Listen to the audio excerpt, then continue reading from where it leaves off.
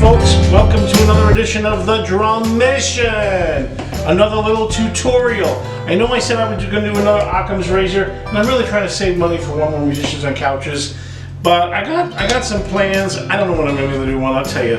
Financially, things are really tight. If you can support the channel, I got 821 subscribers now. Woohoo! Send a little bit of money. That would be great. Because I know people are watching and learning stuff. I get the comments.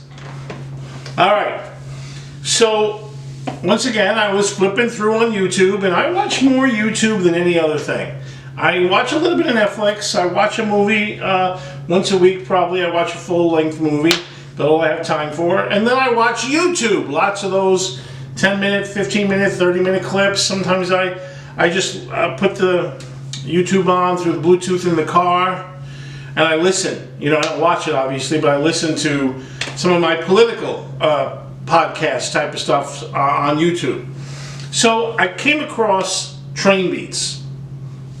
And my issue with all the Trainbeat stuff is they were talking about the importance of having a good Trainbeat.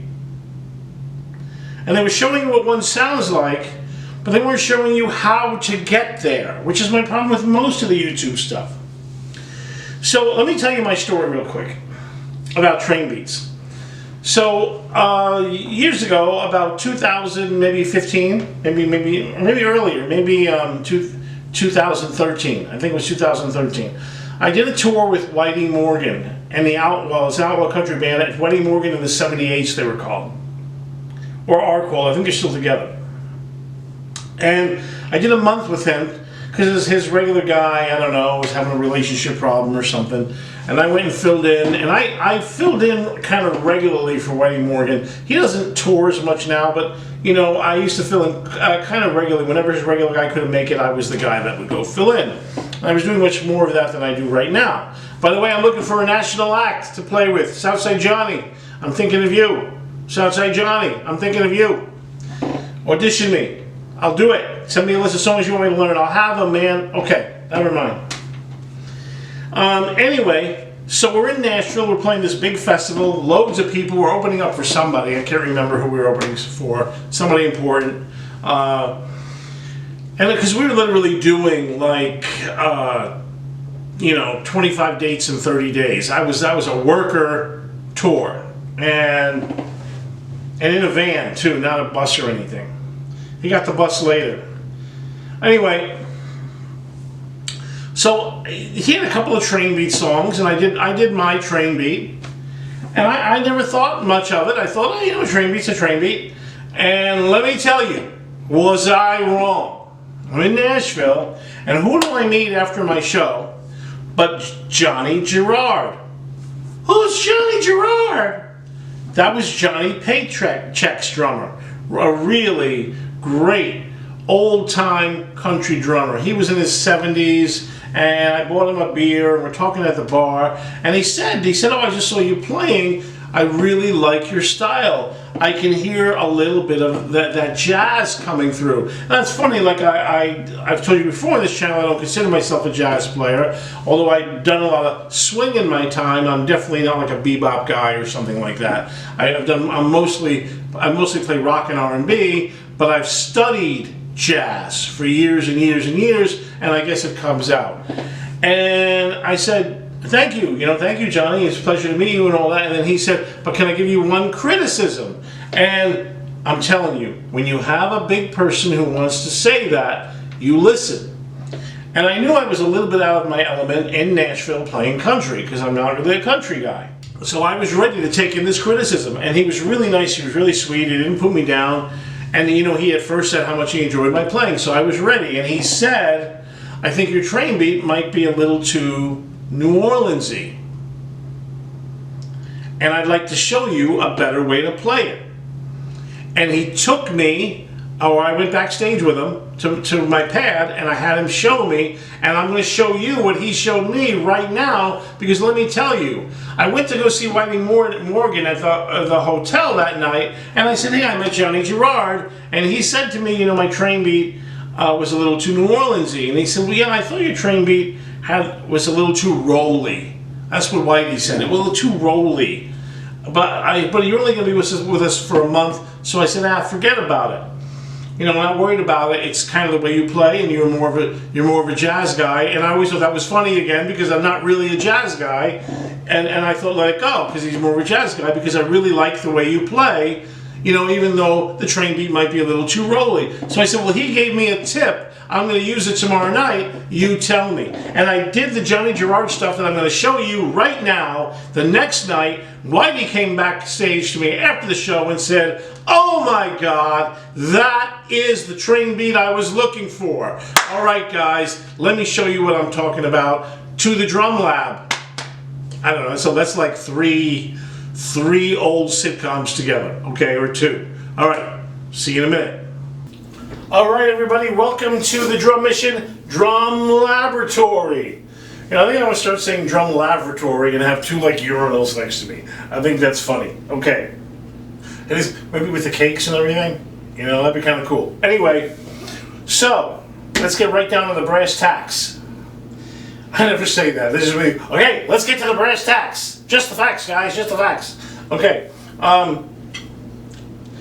We're talking about what did Johnny Gerard tell me that was wrong with my Trainbeat.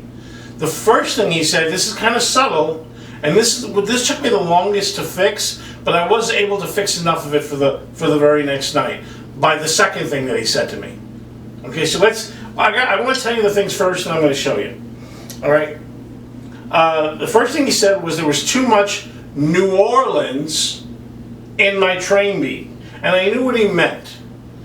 He was saying there was too much jazz, or there was too much of a shuffle in my Trainbeat. And it would be kind of this. So this is what I was kind of doing.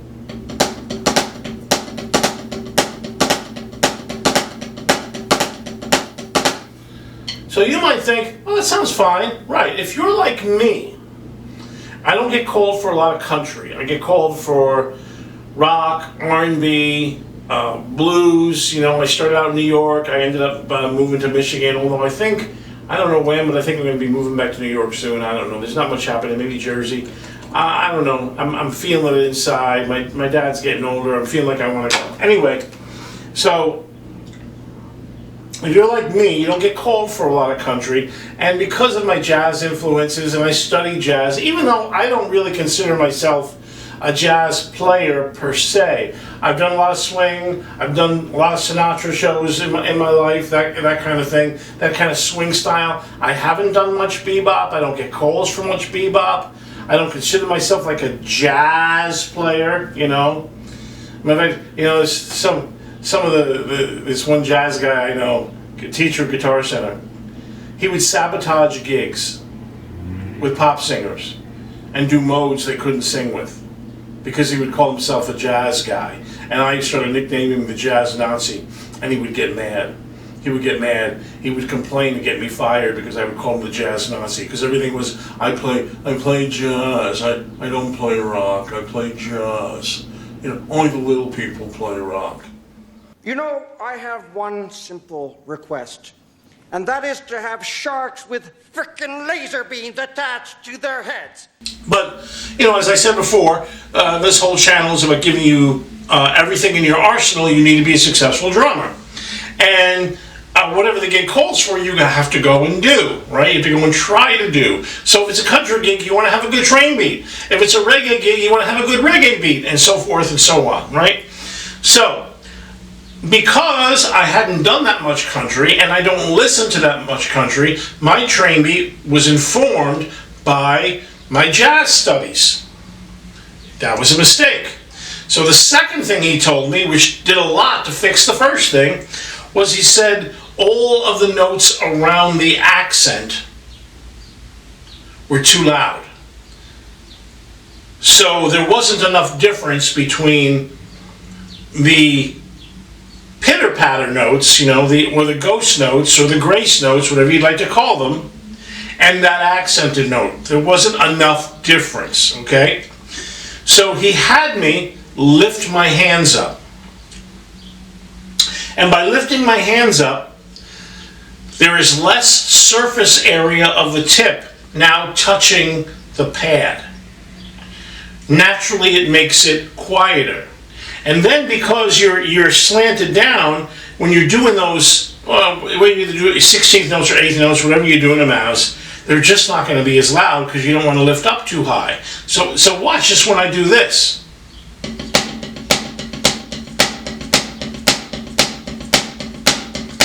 Automatically, it's a little quieter than this. Right, so that's what I was doing, and then I switched the next night to doing this. And then the other thing he showed me was, instead of doing this, that the earlier Trainbeats had those last two accents go the other way. And they didn't do them all the time. They only did them every, 8 bars or so. That's a minor thing. So by just the next night, switching and putting my hands up, and I'm going to do this on the snare in a minute. I'm doing this on the pad now so we can talk. All right, but just by putting my hands up. So try this for your Trainbeat. Pull your hands up, and you'll just automatically get a better sounding Trainbeat. So as I got done with that tour and I really wanted to work on it, the first thing I did was I came home and I popped on my metronome. Now usually I do this through my little Porto studio thing, but I'm not going to do that. I'm hoping you can hear this good. So I've got that high-pitched click on 2 and 4, okay, and it's clicking out 8th notes at 120. So it's a good place to start. So I'm just going to match them up. Remember, I'm left-handed. I'm leading with my left. You're right-handed. You lead with your right. Whatever you like. Right? I'm just going to match everything up. So watch. 1, 2, 3, 4. So by doing this, I'm now teaching myself not to shuffle when I'm doing this.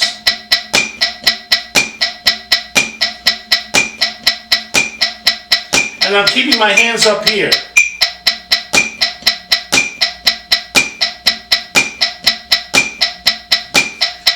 And I would just keep on working. Which one is a good place to start? I would just keep working at faster and faster notes. If you notice, I had a 120 as 8th notes. You'll see a lot of guys on the internet talk about Trainbeats as 16th notes. It's not really. It's really a cut time thing, and they're playing 8th notes. I really think it sounds, the feel is better when you're thinking of them as 1 and 2 and 3 and 4 and 1 and 2, as opposed to when he ended 2, he ended 3, he ended 4, he ended. Some of the rock country stuff you could think that way, like Devil Went Down to Georgia and all that kind of stuff. But the real country stuff, you wouldn't think that way. It's 1 and 2 and 3 and 4 and 1 and 2 and 3 and 4. So now, just to show you, and then we'll take it to the drum, I'm going to cut this up to 200 beats a minute, which is where you might hear most likely. So that's at 202 right now. 1, 2, ready, go. So now I've got no shuffle in there.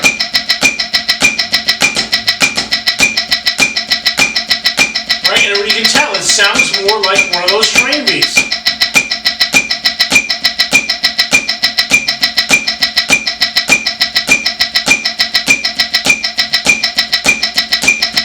All right. And the last thing he told me was, I was rim-shotting all those accents. He told me not to do that all the time. Just do it sometimes. Don't do it all the time. All right. Let's go to the snare drum. Okay. And let's go ahead and do this, and let's add our feet. The feet do very simple. Let's take our hands out.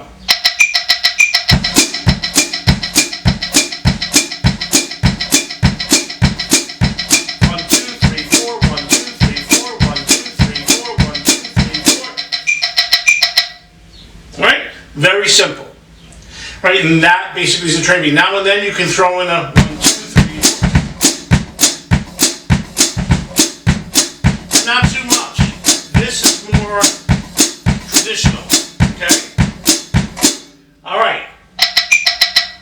Alright, I'm going to put my headphones on, take us out with this at, let's go for 220. Let's go for 220, okay? And nice and straight, and I'll throw in those two little last accents.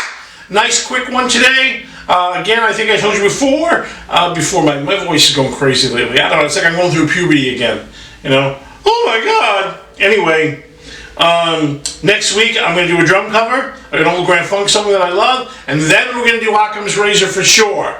All right, I'll be right back with my headphones. All right, so you want a good train beat. Here are the 2 rules. Lift your hands up.